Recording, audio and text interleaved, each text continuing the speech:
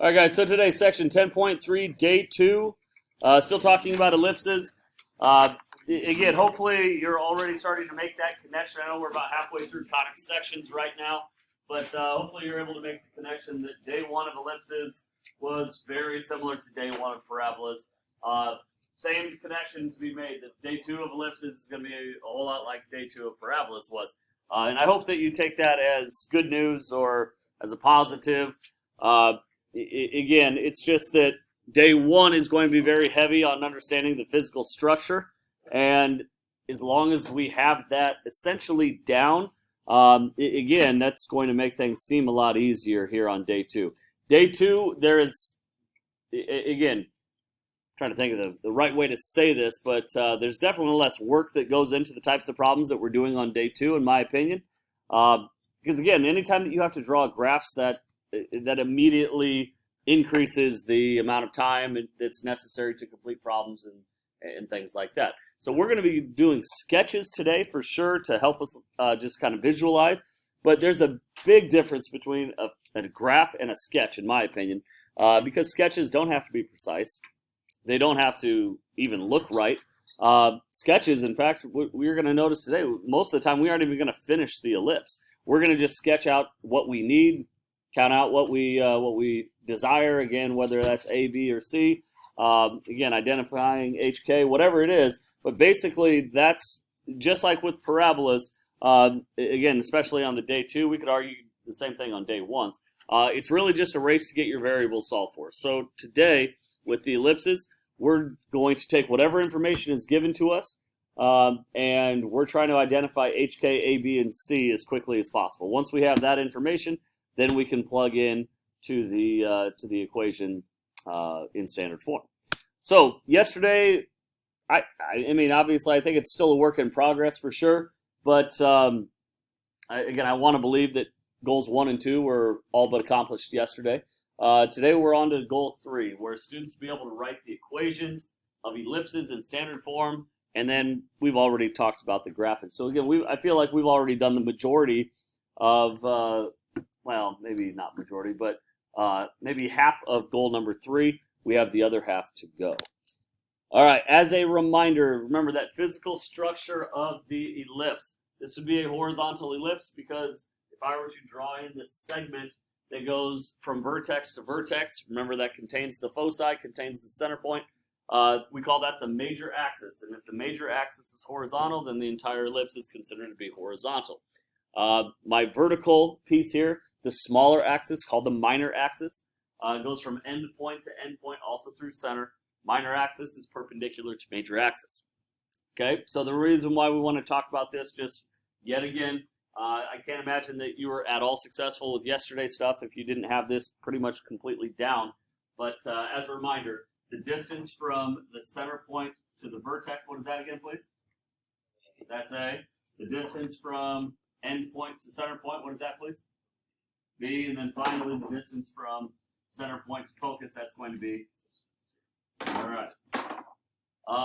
Also, in terms of variables, we said that there are 5. There's 3 of them, A, B, and C. The other 2 variables are H and K. What's going to tell us H and K?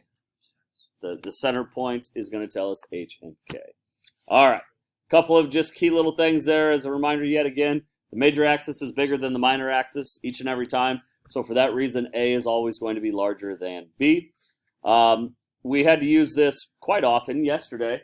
This little equation, because my actual standard form, there's a spot for A, there's a spot for B. Actually, a spot for A squared, a spot for B squared.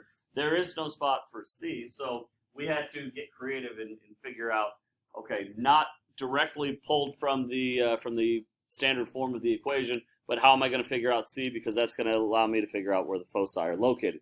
So today, as we're working backwards, do we really have to find C? I guess kind of out of habit, I've said that we need 5 things, HK, A, B, and C. Do we really need C if we're trying to write the equation? Not necessarily. But you guys could probably already predict that there are going to be situations today to where you're given enough information, maybe solve for A and solve for B, solve for A and solve for C, but it doesn't say anything about B. Well, we're going to have to use C and A and that equation to solve for B and things like that. So still going to be utilized today, but in a different fashion. Thank you. All right, so as a reminder yet again, same exact slide from yesterday. Again, we're just putting it up there one more time. These are my standard forms. Somebody take a shot at it and remind me just really quickly, how do I know the difference between horizontal and vertical? What am I looking for? What's the key look for there? Yeah, it's all about the larger denominator, right? A is always bigger than B, so we're going to assume that A squared is always bigger than B squared. If that's true, whichever denominator is larger, again, depending upon, how do I want to say this? Whichever variable the larger denominator is under, that's going to tell us horizontal, vertical. So if the larger denominator is under the x term, we have a horizontal ellipse. If the larger denominator is under the y term, we're going to have a vertical ellipse. Again, just like yesterday, we're not changing that around, obviously, or anything like that.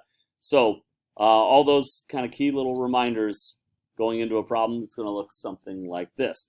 So first up, example number 1 says that we want to find the standard form of the ellipse if the vertices are at plus minus 6, 0, and the foci are at plus minus 2, 0. So first thing that I want to point out is that yes, you see a graph there. Is that graph part of my answer?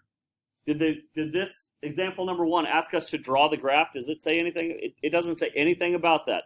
The reason why we have the graph there is I believe strongly that that's going to help us to find HK, A, B, and C. So C if necessary. So the way that we want to start this problem, again, I would say let's just go ahead and plot the points. I'm very confident in your ability to visualize exactly what's going on here. You could probably, focus long enough and determine, okay, yeah, that's going to be horizontal, that's going to be vertical. It's going to be a lot simpler if we just sketch it out. So if my vertices are at positive 6, 0, negative 6, 0, let's see, 1, 2, 3, 4, 5, 6. There's a vertex. There's another vertex. All right, so you'll notice that I guess I have the luxury up here doing this on a smart board to where I'm going to use different colors. I would assume that most of you are probably using a pencil, and you're not using different colors out there and things like that. So what I often will do in addition to going with different colors is I just put a little V here next to those. Why do you suppose I did that? Because now I know that those are my vertices. I don't want to mix up my vertices with my foci or my foci with my endpoints. Again, let's just identify them as we go. That may help. Now, it doesn't say anything about it. And I know that I haven't even read to the end of the sentence yet, but do we have the ability to plot another point right now? What's the other point that we could plot? Yeah, we at the origin we have the center point, right? So again, that's my center point, which remember what we're trying to pull off here is we're trying to figure out H, K, A, B, and possibly maybe potentially C. Again, that one's less necessary, but I'll just tell you now, we're gonna need C in this particular problem. So by simply plotting that center point, now we know that HK has to be 0, 0. So H is 0, K is 0. Which other variable can we solve for right now before we even finish our plotting? Yeah, we know that A is going to be the distance from center point to vertex. So it looks like A is 6. Questions so far? All right, now as we read on, it says that the foci are at, foci are at positive 2, 0, negative 2, 0. Okay, is that going to help me solve for B? Not directly. That's going to pretty directly tell me where C is located. Okay, so if I were to plot the foci at negative 2, 0, positive 2, 0, now we can determine that C is how much again, please? C is going to be 2. Okay. I haven't asked this question yet, but are we going to be, how do I want to say this? Is this going to lead to a vertical or a horizontal ellipse? Yeah, because this is the major axis that we're talking about right here. That doesn't look like an ellipse yet. We haven't drawn it in.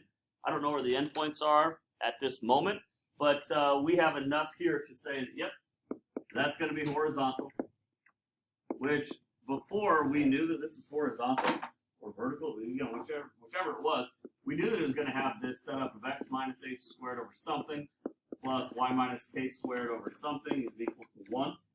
our determination now is that since it's horizontal, the somethings that were over, a squared here, b squared there. Okay? So, back to this. Am I going to directly put 2 in place to my equation somewhere for c? No, it doesn't show up. I definitely need to figure out what b is equivalent to, though. Okay? Does everybody understand what we're talking about here? So we have a little equation that c squared is equal to a squared minus b squared. And if we know that c is 2, can we determine that c squared is 4? If we know that a is 6, can we determine that a squared is 36? So if this is, after substitutions, if that is my equation, can we solve for b? Should be able to. Should be able to. So I'm going to add the b squared over. I'm going to subtract the 4 over. So b squared is equal to 32. When I find the square root on each side, b is equivalent to root 32. Now, please don't yell and scream at me or anything like that. I am very well aware that root 32 breaks down to 4 root 2. But are we going to actually put b all alone by itself into that equation, or are we going to put b squared into that equation?